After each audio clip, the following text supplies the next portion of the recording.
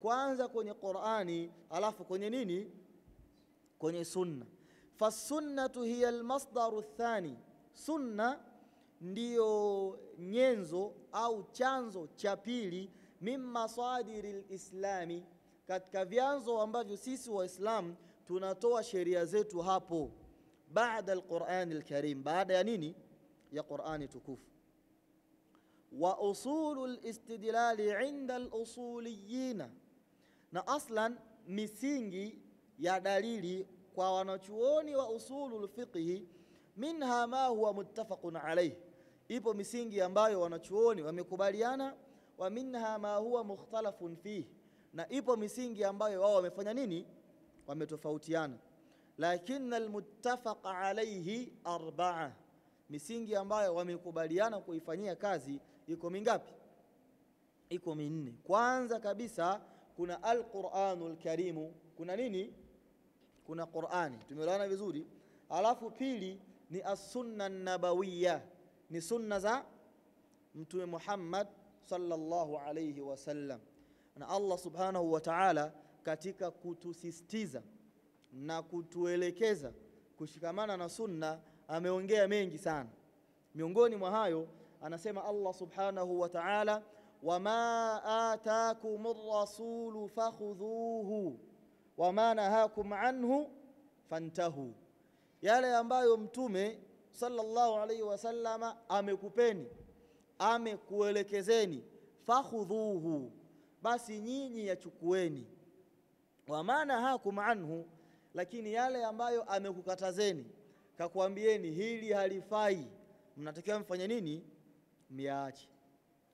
Na hii aya haijalishi mtume alilokuambia ufanye au usifanye limo kwenye Qur'ani au halimo, madamu yeye mwenyewe ameshaamua kukwambia hili ni zuri, chukua, inatakiwa ulichukue hata kama akili yako haitauona uzuri huo kwa muda huo.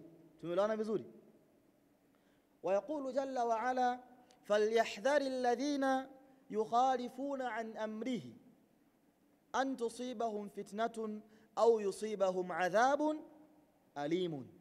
vile vile Allah subhanahu wa ta'ala ametahadharisha. Aya mwanzo Allah ametuamrisha sisi tushikamane na aliyoyaamrisha mtume kwa kuyafanya na kuachana na yale ambayo ameyakataza kwa kuyaacha. Hii aya inayofuata Allah subhanahu wa ta'ala anawatahadharisha watu ambao wamesikia mtume kasema kitu fulani halafu wao hawakifati. Faqala jalla wa ala falyahdhari alladhina yukhalifuna an amrihi, watahadhari sana, wachukue tahadhari watu ambao wanakhalifiana na amri za mtume Muhammad sallallahu alayhi wasallam, an tusibahum fitnatun, wasije wakapata na fitna, au yusibahum adhabun alimun, au watapata adhabu inayoumiza. Wa huwa al-aslu athani wa huwa sunnatu ar-rasul sallallahu alayhi wasallam wa huwa kama wasafahu rabbuhu, na hiyo ndio asli ya pili. Lakini hiyo asli ya pili ambayo ni sunna, Allah subhanahu wa ta'ala ameisifia kwenye Qur'ani akasema, wama yantiqu anil hawa, mtume akitamka hatamki kwa matamanio, in huwa illa wahyun yuha, yale ambayo mtume sallallahu alayhi wasallam anayatamka ni wahyi, amepewa na nani? Amepewa na Allah subhanahu wa ta'ala. Idhan fama sahha an rasulillahi sallallahu alayhi wasallam wajaba alaina akhdhuhu, yale yaliyokuwa sahihi na kuthibiti kutoka kwa mtume sallallahu alayhi wasallam ni wajibu wetu sisi kufanya nini? Kuyachukua. Wattiba'uhu wal amalu bih, na kuyafata na kuyafanyia kazi, sawaan kana mutawatiran au ahadan, sawa sawa ni mutawatir. Neno mutawatir maana yake ni habari ambayo imeenea kiasi ambacho mtu hawezi kuikadhibisha. Kwa mfano wote sisi hapa tulipata habari ya kwamba Makka kuna Al-Kaaba, si ndio? Hii ni habari mutawatir, watu wote wanafanya nini? Wanaifahamu, kiasi ambacho yastahilu al-aqlu, akili tu ya kawaida inakataa kwamba dunia nzima sisi eti kwamba tumekubaliana kusema uongo ya kwamba Makka kuna nini? Kuna Kaaba. Tumeelewana vizuri? Mutawatir ni habari ambayo ina ukweli kiasi ambacho akili haiwezi kukataa. Tumeelewana vizuri? Ahadi sasa ndio hizi habari ambazo sisi tunapeana, ambazo aidha inaweza ikawa ni kweli au isiwe nini? Isiwe kweli. Tumeelewana vizuri? Hiyo ni kwa upande wa lugha. Lakini ahadi katika hadithi za Mtume sallallahu alayhi wasallam ni hadithi ambayo imepokelewa na watu ambao hawajafika 10 kwa baadhi ya istilahi ya wanawachuoni. Tumeelewana vizuri?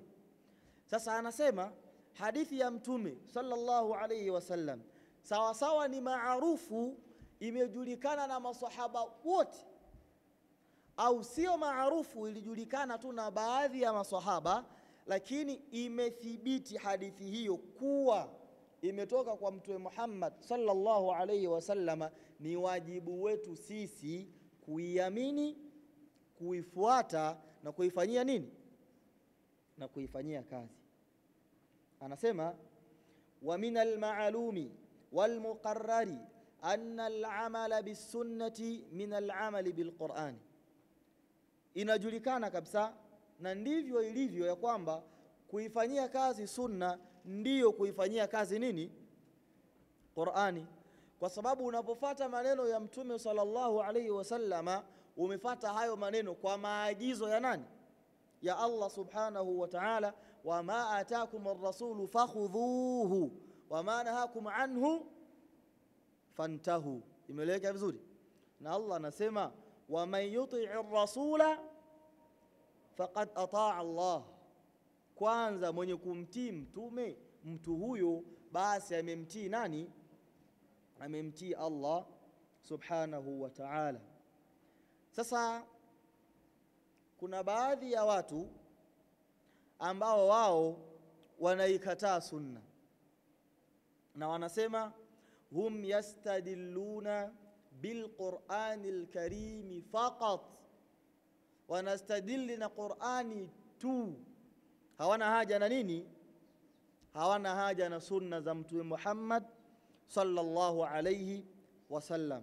Na wana baadhi ya shubha, sijui nitaje baadhi yake hapa au niziache, alafu tujalie muhadhara unaokuja tuzungumzie shubha zao tu, ili narudi kwenu. Sasa nitaje baadhi tuishie hapo, au niliache tutakuja tuzungumze kwa urefu, au niwaonjeshe alafu tutakuja turudie?